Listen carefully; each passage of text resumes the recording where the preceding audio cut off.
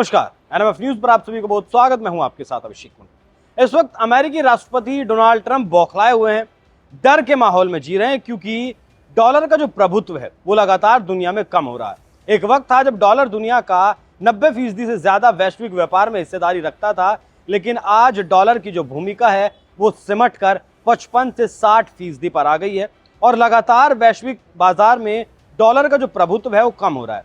पहली सबसे बड़ी वजह है उसकी ब्रिक्स जो कंट्रीज हैं वो लगातार अपना जो बहुपक्षीय उनका व्यापार है वो अपनी करेंसी में करने की बात कर रही हैं।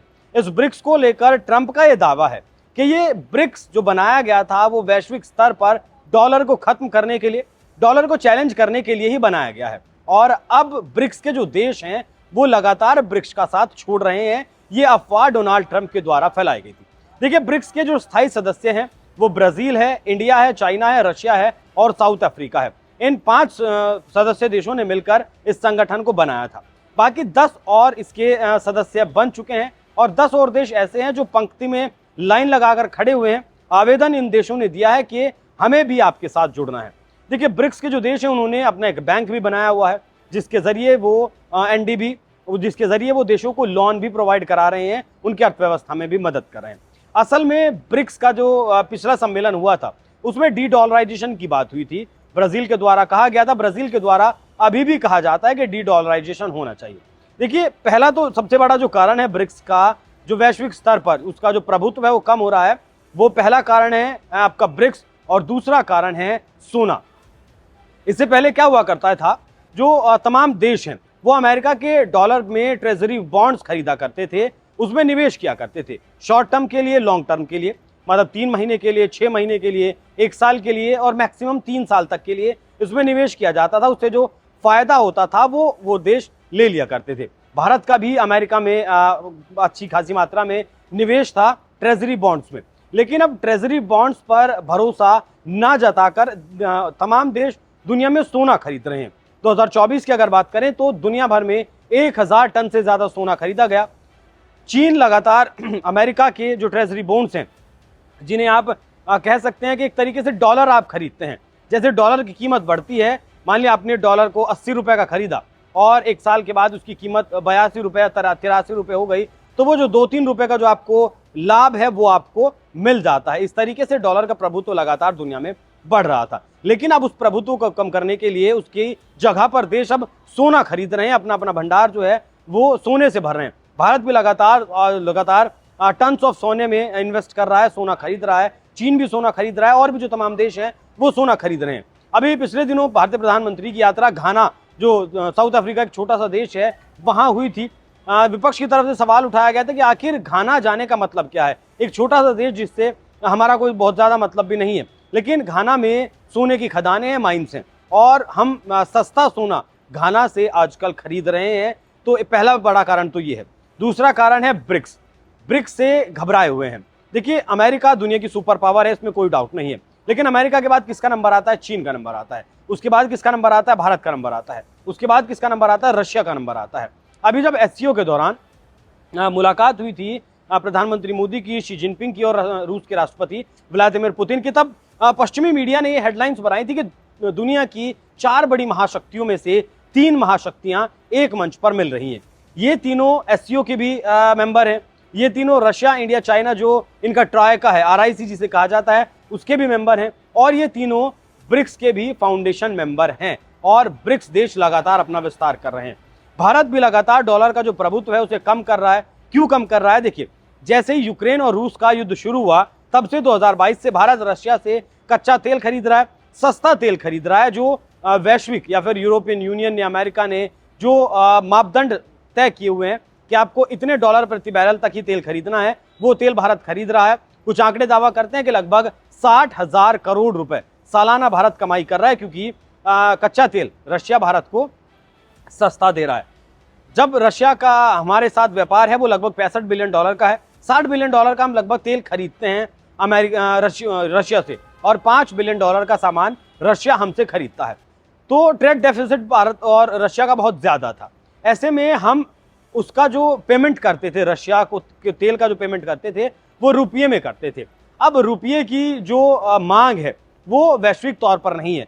मतलब कहें कि इंटरनेशनल करेंसी रुपया नहीं है, तो भारतीय बैंकों में रशिया का जो पैसा था रुपये में तेल का, वो बहुत ज़्यादा भारी मात्रा में इकट्ठा हो गया, जिसके बाद उसके लिए एक विकल्प तलाशा गया।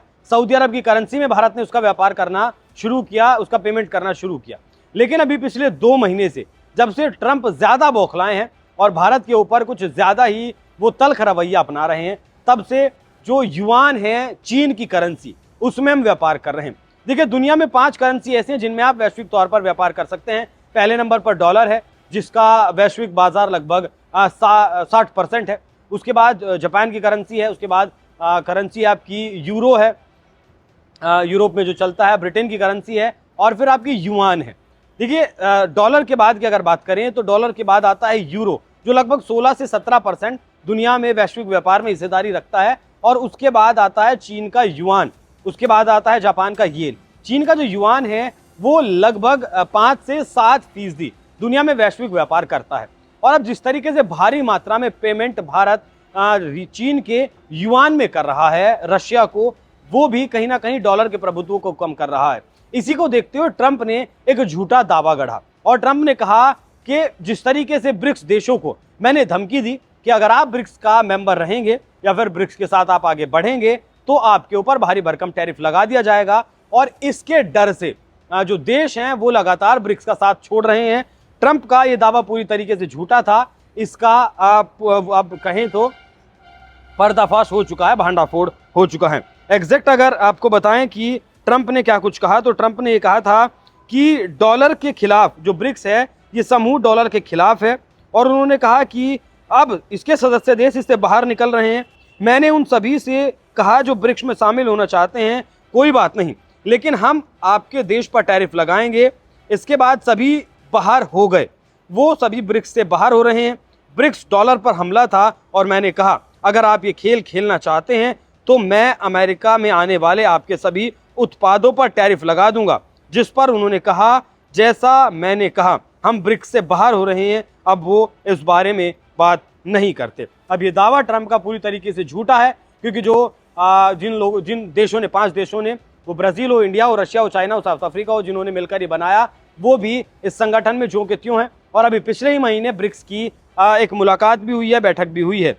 जबकि हकीकत ये है कि ब्रिक्स लगातार मजबूत हो रहा है। और पिछले महीने ही न्यूयॉर्क में यूनाइटेड नेशंस की जब यूएन की बैठक चल रही थी, उस दौरान भी ब्रिक्स देशों ने के विदेश मंत्रियों की बैठक हुई थी। अब अगर ब्रिक्स देशों की बात करें तो इसमें भारत, ब्राज़ील, रूस, दक्षिण अफ्रीका, मिस्र, इथोपिया, ईरान, संयुक्त अरब अमीरात और इंडोनेशिया जैसे देश शामिल हैं। जबकि बेलारूस, बोलीविया, मलेशिया जैसे देश भी शामिल हैं। पाकिस्तान, श्रीलंका जैसे 10 देश ब्रिक्स की सदस्यता लेना चाहते हैं। यानी ब्रिक्स लगातार अपना विस्तार कर रहा है। लेकिन ट्रंप इस बात को मानने के लिए तैयार नहीं है, क्योंकि ट्रंप को तो मेक अमेरिका ग्रेट अगेन बनाना है। मीगा के तहत वो काम कर रहे हैं, जिसको लेकर उन्होंने भारत के ऊपर भी 50% का टैरिफ लगाया, उन्होंने ब्राजील के ऊपर भी 50% का टैरिफ लगाया, बांग्लादेश, पाकिस्तान जैसे देशों पर भी टैरिफ लगाया। जापान के साथ जो कहते थे दांत काटी रोटी, मतलब बिल्कुल दोस्त वाला जो सिस्टम था उनका, उसके ऊपर भी लगभग 25% टैरिफ लगा दिया। और कहा कि अगर $500 बिलियन का निवेश तुम अमेरिका में करते हो तो इस टैरिफ को घटाकर 20% कर सकते हैं। जिसके बाद जापान की तरफ से $500 बिलियन का जो निवेश करने की बात कही गई थी उसे रद्द कर दिया। फिलहाल पिछले महीने मुलाकात करने के लिए जापान के मंत्रियों को जाना था अमेरिका। उन्होंने, जैसे प्रधानमंत्री मोदी जापान गए थे, उनके जाते ही उन्होंने वो मीटिंग भी रद्द कर दी थी।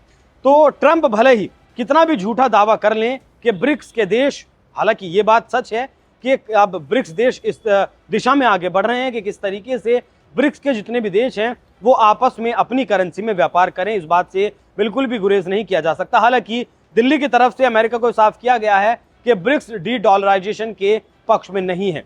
डी-डॉलराइजेशन दिल्ली नहीं करना चाहता, लेकिन इस पक्ष में जरूर है कि ब्रिक्स के देश अपनी करेंसी बनाएं, जिससे कि सीधा प्रभाव अगर किसी पर पड़ेगा तो वो देश अमेरिका, उसकी करेंसी है डॉलर। तो अमेरिका के एक और झूठ का पर्दाफाश जिस तरीके से हुआ है, उस पर आप लोगों की क्या राय है? अपनी राय हमें कमेंट बॉक्स में जरूर बताइएगा। नमस्कार।